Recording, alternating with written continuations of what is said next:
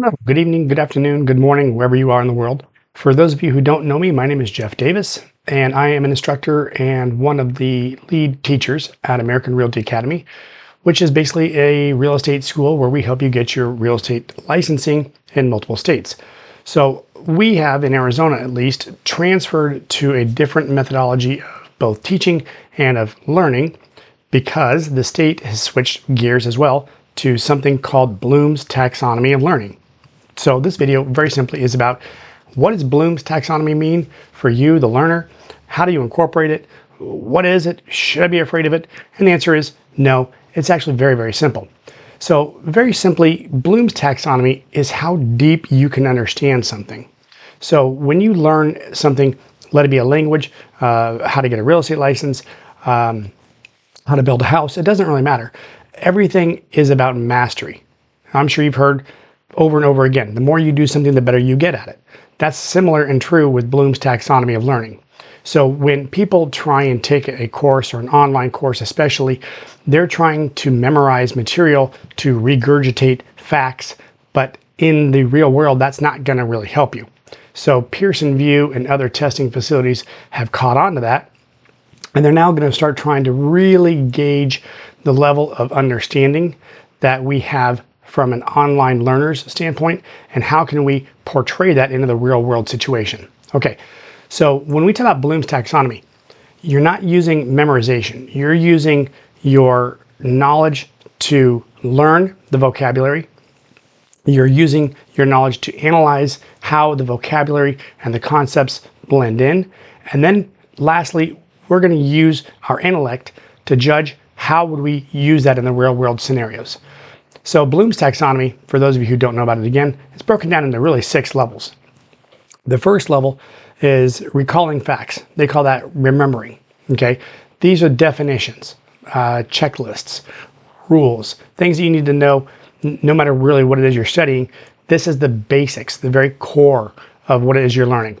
The second level is understanding. This is the meaning. This is explaining the meaning. Can you tell me why in your words? The third level is going to be how to apply it. This is where you start using your knowledge. Can you give me an example?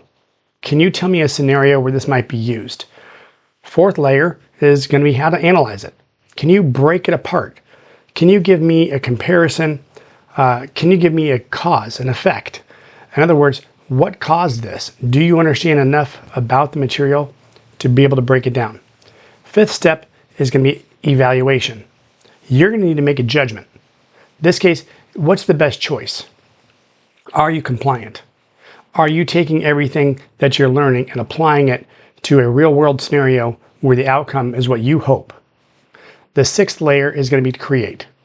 You now need to take everything you're learning and produce a solution. This is where you begin to plan. You begin to get a strategy. You truly begin to synthesize with the material, okay?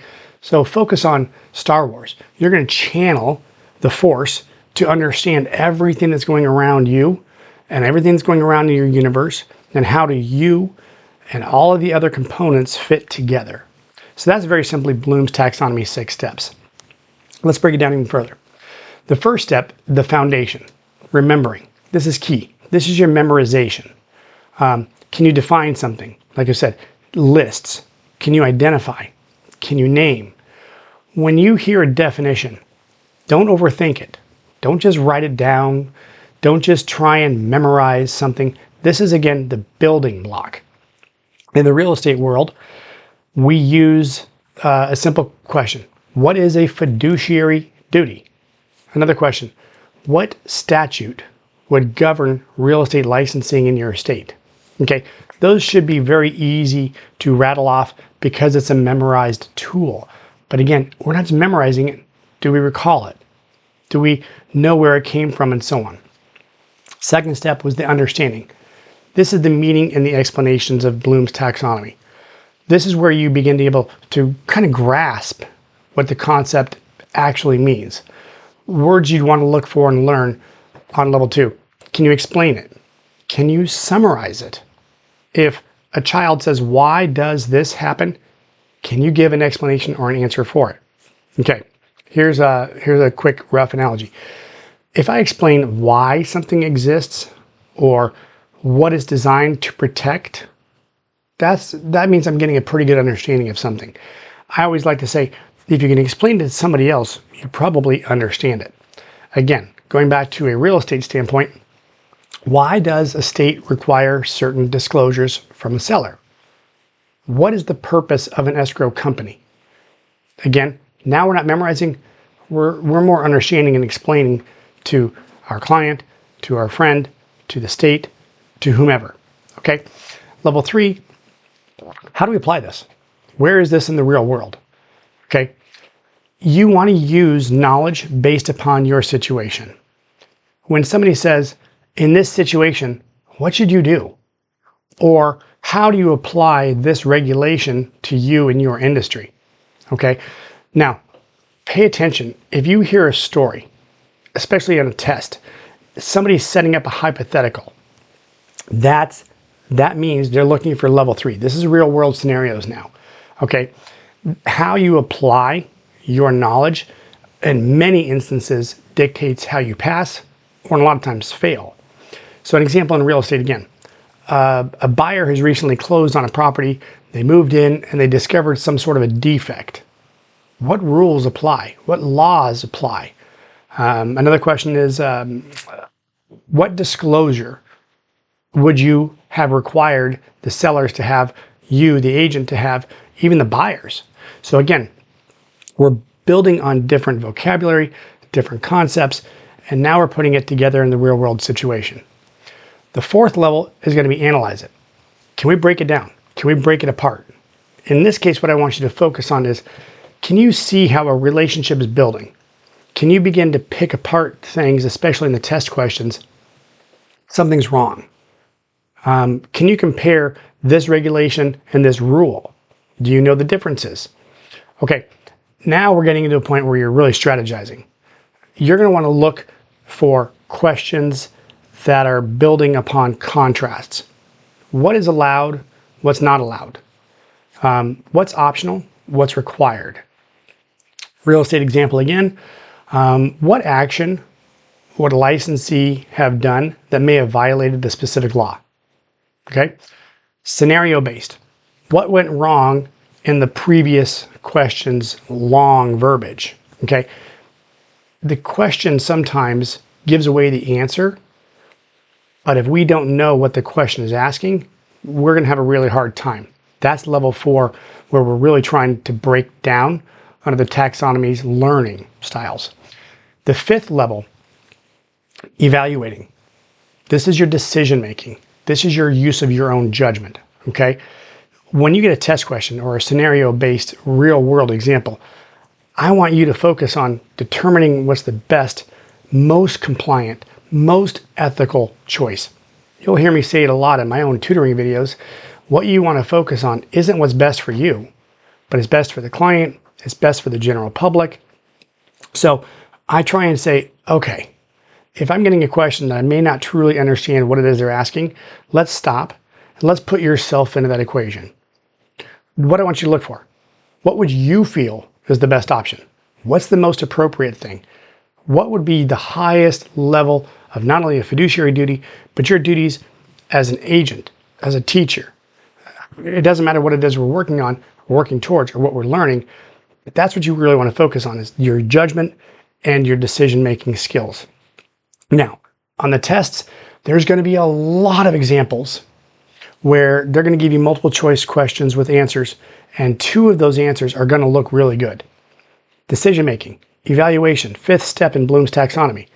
You need to figure out, why is one of those 2 answers more correct? Why is it better? This is where the professional licensing exams really catch adult learners, because they're not sure how to differentiate between themselves and being asked a question. Okay? Put yourself back into that question. Lastly, the 6th step is going to be to create. This is the top of the pyramid. Okay? This is expert level. This is real life scenario based learning. In Bloom's taxonomy, this is where you begin to really design solutions. you've strategized, you've built a system surrounding your knowledge. Okay? Can you develop a path to get to a solution? What plan would you create in this situation? How would you go about structuring that transaction? Okay, again, you see how we're now using all of our knowledge from levels 1, 2, 3, 4, 5 into level 6. You're now applying it to the real world. Okay, when you're taking your licensing exams, this is where the state's going to really test you. Anybody can pass a vocab exam just by memorizing things. These state licensing exams, from accounting to real estate, even to contractors, okay? They're asking a whole bunch of scenario-based questions because they want to know that you're a master of your future company, your future career, and of course, keeping the public safe. So when you're taking your real estate exam, this real life, level 6, the creating, this is the expert level.